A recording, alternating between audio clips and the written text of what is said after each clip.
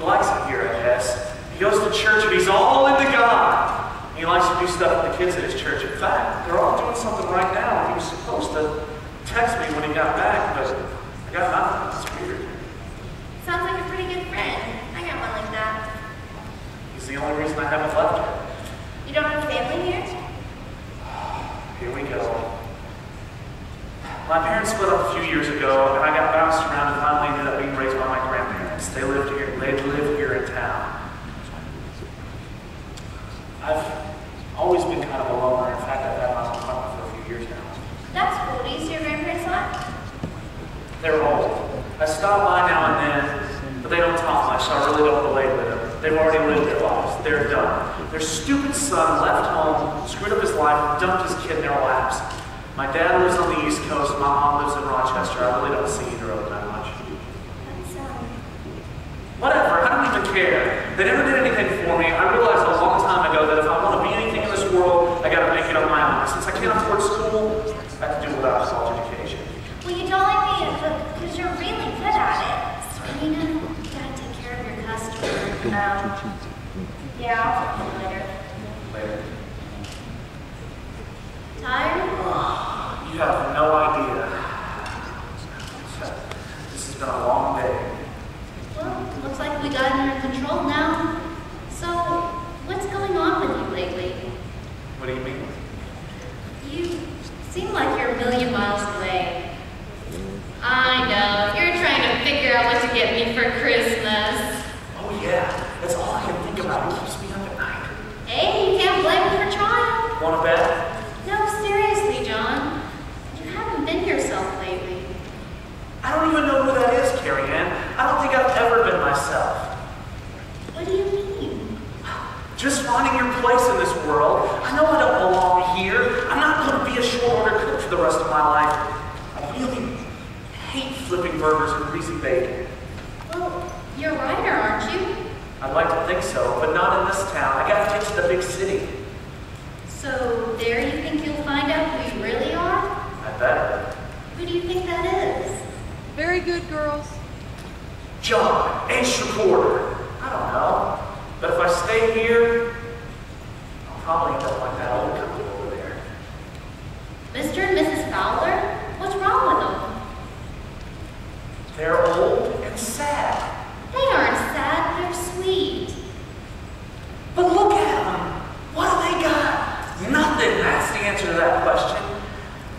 First of all, they come here every day for lunch. That says a lot about them right there. What do they do but sit around and read the paper? The body starts falling apart when you get that age and you have to fight just to stay alive. They're sad and pitiful. Have you ever talked to them? I bet they have a lot to say. I bet they've lived a full and wonderful life. And they're still together. They're at the point in their lives now where they can sit back and reflect on good memories and be proud of what they've done. But they're old. Who are they? The answer to that question is nobody. That's who. Because they're still in this nobody town. I want to be somebody and accomplish something. Well, if that's what you want, go and get it. Yeah? You need money and you need connections. I got it. Then just give up. Just sit here all your life, working as a short order cook and die a lonely and sick old man. I really think it's up to you, John. Don't blame Mapleton. You know what your biggest need is, don't you? No, but I bet the Bible does. What's that? You need the Lord. Oh, come on, Carrie Ann. What is God doing for you? Can you tell me that? You got that kid, and you got this fantastic job. Hey, I love my son, and I'm very grateful to have this job. You really can't tell me that my life is lousy like yours. God's doing a lot in my life. You just don't understand because you don't know Him. Hey, I tried to do the church thing, but it got me nowhere. I just don't see how following God is going to change things. That's because you're looking at what you think you need in a material way and not a spiritual way. Mom! Did you hear? There was a big bus wreck and a bunch of people were killed. No, I'm going to Mom. Everyone's talking about it. Are you sure?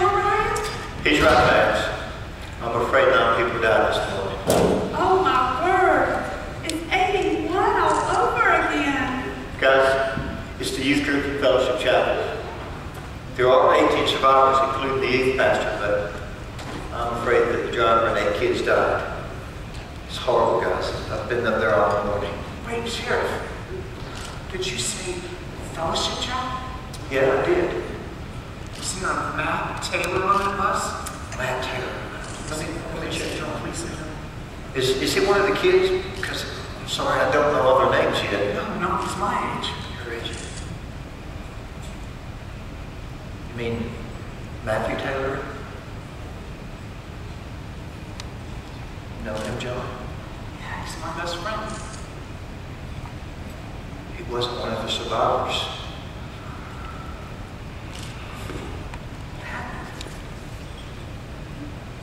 Apparently everybody was asleep when it happened, including Matt.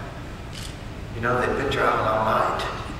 John, He said he was just going to go on a little trip with a bunch of kids from his church. I don't understand.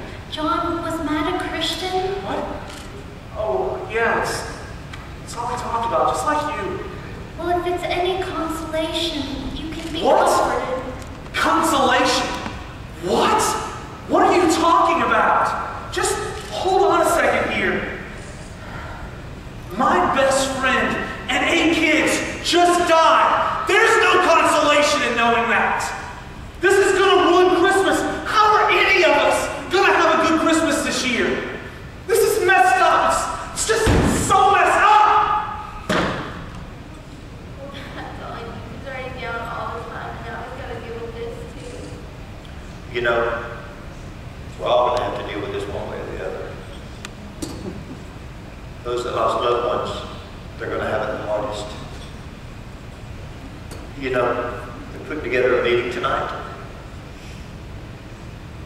A meeting? Yeah, a prayer meeting where we can all come and gather, pray for the hurting families. Yeah, maybe, but I plan on being there. I think it's that important. I really wish we could get John to go now. Good luck with that. I've been working on him for a long time. I just think it's going to push him further in the wrong direction. You know, you never know. God is still in control. As bad as this tragedy is, He can bring good from it.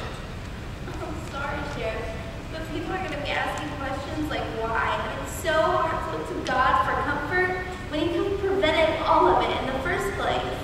Serena, God never promised us that this life would be free from sorrow and loss. Just save it. I'm not in the mood for one of your sermons.